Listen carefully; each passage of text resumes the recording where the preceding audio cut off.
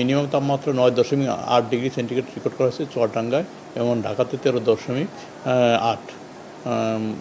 সকাল এটা 9টার সময় রেকর্ড করা হয়েছে।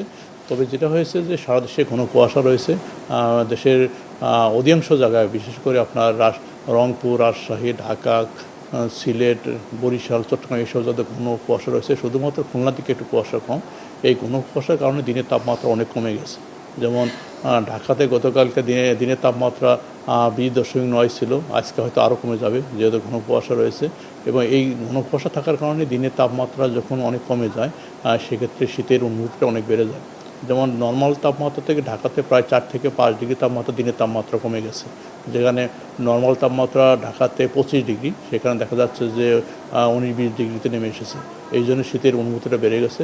এটা শুধু ঢাকায় না, এটা বিশেষ করে রংপুর ডিভিশন, ময়মনসিংহ, তারপরে সিলেট, তারপরে হচ্ছে আপনার চট্টগ্রাম, এসব জায়গাতে নর্মাল দিনের তাপমাত্রা অনেক কমে গেছে। এবং এই যে ঘন কুয়াশা, এটা দেখা যাচ্ছে হয়তো আগামী আরও 2-3 দিন কন্টিনিউ করবে। তবে সেক্ষেত্রে যেটা হবে, হয়তো আপনার রাতের তাপমাত্রা একটু বেড়ে যাবে এই ঘন কুয়াশা থাকার কারণে। তবে শীতের যে অনুভূতি এটা কন্টিনিউ করবে।